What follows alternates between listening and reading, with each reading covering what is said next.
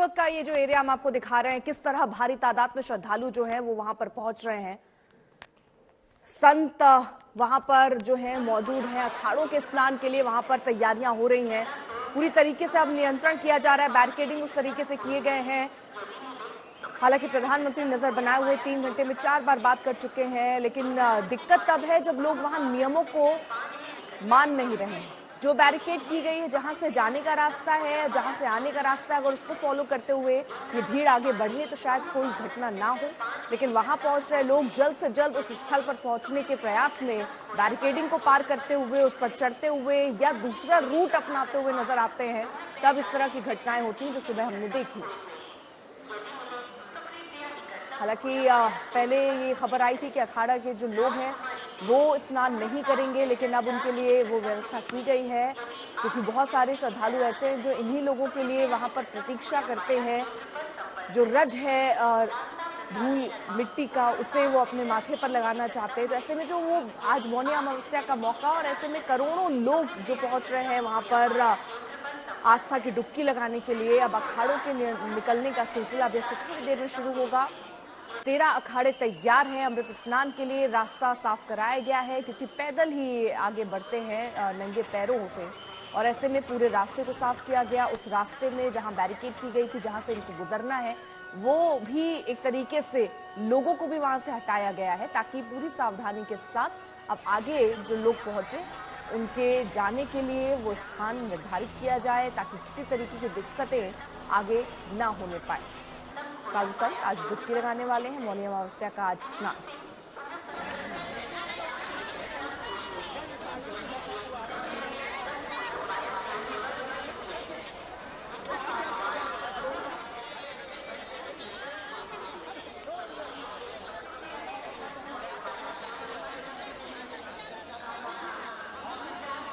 प्रयागराज में महाकुंभ में श्रद्धालु जनों के सकुशल स्नान करने,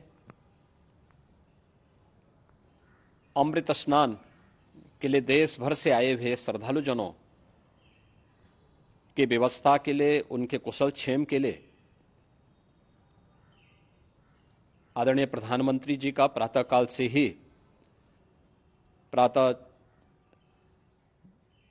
से ही उनके लगभग 4 बार प्रधानमंत्री जी ने हालचाल लिया है। माननीय गृह मंत्री जी ने, माननीय राष्ट्रीय अध्यक्ष भारतीय जनता पार्टी श्री जेपी नड्डा जी ने, माननीय गृह मंत्री श्री अमित शाह जी ने भी, और प्रदेश की माननीय राज्यपाल श्रीमती आनंदीबेन पटेल जी ने भी लगातार जानकारी लेकर के सभी के कुशल क्षेम और सकुशल स्नान कराने के बारे में निरंतर रिपोर्ट ले रहे हैं। हम लोगों की प्रातःकाल से ही श्रद्धालुजन जो भी आए हैं वे स्नान कर सकें, इसके लिए यहाँ पे उच्च स्तरीय बैठक भी चल रही है, जिसमें मुख्य सचिव भी हैं, डीजीपी हैं, प्रमुख सचिव गृह हैं, मुख्यमंत्री कार्यालय के अपर मुख्य सचिव के साथ साथ एडीजी लॉ एंड ऑर्डर के साथ साथ अन्य वरिष्ठ अधिकारीगण मौजूद हैं। प्रयागराज में हालात वर्तमान में नियंत्रण में हैं, लेकिन भीड़ का दबाव बहुत बना हुआ है। अखाड़ा परिषद से जुड़े हुए पदाधिकारियों के साथ मैंने स्वयं भी बातचीत की है। आचार्य महामंडलेश्वरों से भी, पूज्य संतों के साथ भी मेरी बातचीत हुई है, और पूज्य संतों ने बड़ी ही विनम्रता के साथ इस बात को कहा है कि नहीं, श्रद्धालु जन पहले स्नान करेंगे और फिर जब उनका दबाव कुछ कम होगा और वे सकुशल वहाँ से निकल जाएंगे, तब हम लोग स्नान करने के लिए संगम की तरफ जाएंगे। अभी पहले श्रद्धालु जनों को, चूँकि देश भर से आए हैं, तो इसके लिए उन्हें सभी अखाड़े इसके लिए सहमत हैं और सभी लोग इस व्यवस्था के साथ जुड़े हुए हैं। लगभग 8 से 10 करोड़ श्रद्धालु इस समय प्रयागराज के अंदर मौजूद है। कल भी 5.5 करोड़ श्रद्धालु जनों ने महाकुंभ का स्नान किया था। ये जो भारी दबाव श्रद्धालु जनों के कारण और श्रद्धालुओं के संगम नोच पर जाने के कारण वहाँ पर एक बना हुआ है, लेकिन पूरा प्रशासन मौके पे वहाँ मौजूद है। रात्रि को 1 से 2 बजे के बीच में अखाड़ा मार्ग पर, जहाँ पे अखाड़ों के अमृत स्नान के दृश्य से बैरिकेड्स भी किए गए थे, तो बैरिकेड्स को फांद करके आने में कुछ श्रद्धालु गंभीर रूप से घायल हुए हैं। उन्हें तत्काल हॉस्पिटल में पहुंचा करके उपचार आदि की व्यवस्था उनके लिए की गई है। उनमें से कुछ श्रद्धालु गंभीर रूप से घायल हैं। लगातार प्रशासन स्थानीय स्तर पर श्रद्धालुओं की सकुशल स्नान कराने के दृष्टि से रात्रि को कल सायंकाल 6:30-7 बजे से ही मौनी अमावस्या का मुहूर्त प्रारंभ होने के बाद से ही लगातार लगा हुआ है। संगम नोच पर, अखाड़ा मार्ग पर, नागवासुकी मार्ग पर लगातार दबाव बना हुआ है और वहां पर श्रद्धालु जनों की सुविधा के लिए भी हर प्रकार की वहां पर प्रशासन पूरी मुस्तैदी के साथ लगा हुआ है। और इसीलिए मेरी अपील है पूरे प्रदेशवासियों से, पूरे देशवासियों से और सभी श्रद्धालुओं से भी, सभी पूज्य संतों से भी, कि अफवाह पर कोई ध्यान न दें, संयम से काम लें। ये सब आयोजन सभी लोगों का है। प्रशासन उनकी सेवा के लिए पूरी तत्परता के साथ लगा हुआ है। केंद्र और राज्य सरकार पूरी मजबूती के साथ वहां पर हर प्रकार का सहयोग करने के लिए तत्पर है। लेकिन कोई किसी अफवाह पे ध्यान न दे। कोई भी व्यक्ति नकारात्मक अफवाह फैलाने का प्रयास करेगा, उस प्रकार से नुकसान हो सकता है। और जहां पर हैं आप, लगभग 15 से 20 किलोमीटर के दायरे में अस्थायी घाट बनाए गए हैं, उसमें कहीं भी वे स्नान कर सकते हैं। आवश्यक नहीं कि संगम नोच की तरफ ही आए, क्योंकि भीड़ देखते हुए, खासतौर पर जो बुजुर्ग हैं, बच्चे हैं, श्वास के रोगी हैं, उनको लंबी दूरी तय नहीं करनी चाहिए और जहां पर हैं वहीं पर आराम से पहले स्थिर होकर के कार्य करें, वहां पर रह करके। और जो नज़दीक के घाट हैं, उसी नज़दीक के घाट में स्नान करेंगे। सब गंगा जी के ही घाट हैं और गंगा जी के इस घाट में वही पुण्य प्राप्त होगा। ये मौनी अमावस्या है। मौनी अमावस्या में स्नान का महत्व है। संगम में स्नान का दबाव बहुत ज़्यादा है, इसलिए सभी लोग अगर वहाँ पे इसमें अपना सहयोग करेंगे तो सकुशल हम सभी श्रद्धालु जनों को वहाँ पर स्नान करने में सफल होंगे। और फिर इसके उपरांत अमृत स्नान के लिए पूज्य संतों से भी, अखाड़ों से भी हम लोग अनुरोध करेंगे। श्वेता सिंह मेरी सहयोगी जुड़ी हुई है तमाम जानकारी के साथ। संजय शर्मा का भी रुख करेंगे, लेकिन सबसे पहले श्वेता, ये जो मुख्यमंत्री द्वारा अपील की गई है, इसमें साफ तौर पर कई संकेत हैं। अब महत्वपूर्ण बातें आपसे पूछ लेती हूं मैं। उन्होंने माना कि 1 से 2 बजे के बीच रात में भगदड़ मची, जिसमें कुछ श्रद्धालु घायल हुए हैं, कुछ गंभीर रूप से घायल हुए हैं। हालांकि संख्या की जानकारी नहीं दी गई ताकि कोई अफवाह ना फैले। और जिस तरीके से महाकुंभ चल रहा है इस वक्त शांतिपूर्वक अभी तक, वैसे ही चलता रहे। दूसरी बड़ी बात, उन्होंने माना कि भीड़ का बहुत भारी दबाव है इस वक्त प्रशासन और व्यवस्था पर। जी, और उसके लिए तैयारी पर्याप्त होनी चाहिए। ये चीज़ भी मुख्यमंत्री अच्छी तरीके से समझते हैं।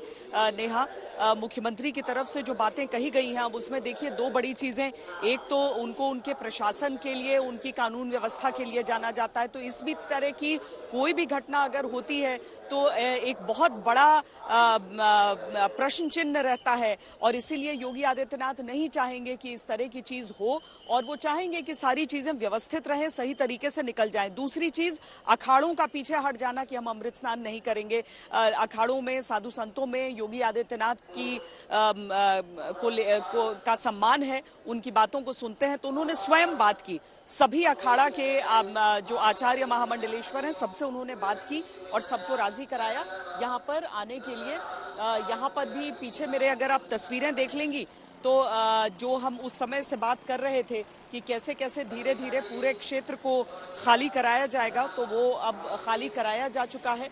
अब पुलिस बल की भारी मौजूदगी बीचों बीच इशारा कर रही है कि किसी भी तरह की कोई भी कुव्यवस्था के लिए अब जगह नहीं छोड़ी जा सकती। आप अलग अलग फोर्सेस को यहाँ पर एक साथ देख रहे हैं, जो सब समन्वय में यहाँ काम कर रहे हैं एक ही लक्ष्य की ओर कि कोई भी गड़बड़ी अब न हो। अखाड़े सरकार से बातचीत करने के बाद दोबारा यहाँ पर अमृत स्नान के लिए तैयार हुए हैं, लिहाजा किसी भी तरह की चूक की कोई गुंजाइश नहीं है। हालांकि नेहा, अखाड़ों ने अपनी तरफ से ये भी कहा है कि कम संख्या में वो आएंगे ताकि भीड़ की से जो पहले ही यहाँ पर दबाव पड़ रहा है उस पर उनकी तरफ से उनका योगदान ये रहेगा। नेहा। संजय भी हमारे साथ, हमारे सहयोगी इस वक्त मौजूद हैं। संजय, कितनी देर में अखाड़े स्नान करने के लिए निकलने वाले हैं?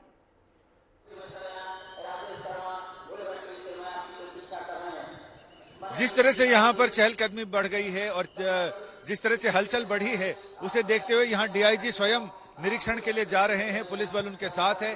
तो ऐसे में मुझे लग रहा है कि अब मुश्किल से आधा से पौना घंटा और लगेगा अखाड़ों को यहाँ तक पहुँचने में, क्योंकि यहाँ से बहुत ज्यादा दूरी नहीं है। यहाँ से आगे जहां तक वो दिखाई पड़ रहे हैं, जहां क्यूआर टीम यानी क्विक रिस्पांस टीम के जवान वहां पर दिखाई पड़ रहे हैं, वहां से अगर हम दाहिने मुड़ते हैं तो पॉन्टून पुल पार करते ही अखाड़ों का वो इलाका क्षेत्र आ जाता है जहां महामंडलेश्वर नगर है, अखाड़ों का नगर है। तो वहां से अखाड़ों को आना है और मुश्किल से पॉन्टून पुल पार करना है सीधा। सिर्फ पॉन्टून पुल पार करने के बाद पैदल पॉन्टून पुल पार करने में मुश्किल से 10 मिनट लगते हैं और जब वो वाहन से आएंगे तो 15 मिनट में वो आ जाएंगे। तो ऐसे में अगर तैयारी वहां पूरी है तो उन्हें 20 से 25 मिनट में वो यहाँ आ जाएंगे। प्रशासन ने ऐसे इंतजाम किए हैं ताकि एक तो जब वो अखाड़े चलते हैं तो वो धीरे धीरे चलते हैं, मतलब जब आम दिन होता, आम पर्व स्नान होता है या आम अमृतकाल का स्नान होता है तो उस दिन वो धीरे धीरे चलते हैं, वो अपने युद्ध कला का प्रदर्शन करते हुए चलते हैं। लेकिन चूंकि आज का दिन थोड़ा सा अलग है तो ऐसे में हम उम्मीद कर रहे हैं, ऐसा लग रहा है कि अखाड़े सीधा सीधा स्नान के लिए आएंगे और स्नान की जो परंपरा है उसे निभाने के लिए आ रहे हैं। तो उसमें नागा सन्यासी जरूर होंगे, अवश्य होंगे। इसके साथ ही जिनको इस बार सन्यास में विजया होम की दीक्षा दी गई है उनका होना आवश्यक रहता है, तो वो भी जरूर आएंगे, क्योंकि पहले अमृत स्नान के बाद और दूसरे अमृत स्नान से पहले उनकी विजया दीक्षा होती है। विजया दीक्षा एक तरह का सन्यास में कन्वोकेशन होता है जिसमें उनको डिग्री दी जाती है। उसके बाद उनके सन्यास के सभी चरण पूरे हो जाते हैं, वो सन्यासी हो जाते हैं। सन्यासी होने के बाद वो तय करते हैं कि उन्हें आश्रम बनाकर लोगों को सनातन की शिक्षा देनी है, जागरूक करना है, या सीधा रमते योगी की तरह वो रमते रहेंगे, पूरे देश में घूम घूम कर प्रचार करेंगे, या फिर वो हंस और परमहंस बनना चाहते हैं। तो अब ये पुलिस अधिकारियों की टीम वहां पर अखाड़ों की अगुवाई के लिए पहुंच गई है, संतों सन्यासियों की अगुवाई के लिए पहुंच गई है। तो मुझे लग रहा है कि बस अब थोड़ी देर में अखाड़ों के साधु संत महंत यहां पहुंचेंगे। सबसे पहले शैव सन्यासियों का अखाड़ा आएगा, जैसा कि शेड्यूल दिया गया है। महानिर्वाणी अखाड़ा अटल अखाड़े के साथ आएगा, उसके बाद निरंजनी अखाड़ा आनंद अखाड़े के साथ आएगा, और फिर जूना अखाड़ा अपने दो सहयोगी अखाड़ों आवाहन अखाड़ा और अग्नि अखाड़े के ब्रह्मचारियों के साथ आएगा। इसके बाद तीनों वैष्णव अखाड़े आएंगे और उसके बाद फिर 2 उदासीन अखाड़े आएंगे। आखिर में निर्मल अखाड़ा आएगा सिख साधुओं का। तो ये अखाड़े अपने क्रमवार आएंगे। इनको 30 मिनट से लेकर 1 घंटे तक का समय दिया गया है। जिस अखाड़े में साधुओं की सन्यासियों की जितनी संख्या होती है उस संख्या बल के हिसाब से दिया गया समय है। तो अब बस प्रतीक्षा चल रही है। थोड़ी देर में ही जैसे ही अखाड़े वहां से गंगा पार करेंगे, गंगा पार करते उनके ध्वज निशान दिखाई पड़ने लगेंगे, क्योंकि अखाड़े अपने देवता को आगे लेकर चलते हैं। शैव अखाड़ों के देवता उनके कार्तिकेय, जैसे किसी अखाड़े के कार्तिकेय स्वामी हैं, निरंजनी अखाड़े के कार्तिकेय स्वामी हैं और जूना अखाड़े के दत्तात्रेय जी महाराज हैं। तो ऐसे ही सभी अखाड़ों के किन्हीं के एक दंत गणेश हैं, किसी के विनायक गणेश हैं, और अलग अलग अखाड़ों के अलग अलग देवता हैं। और जो वैष्णव अखाड़े हैं वो श्री हनुमान जी महाराज को अपना गुरु देवता मानते हैं, तो उनकी अगुवाई में आगे चलते हैं।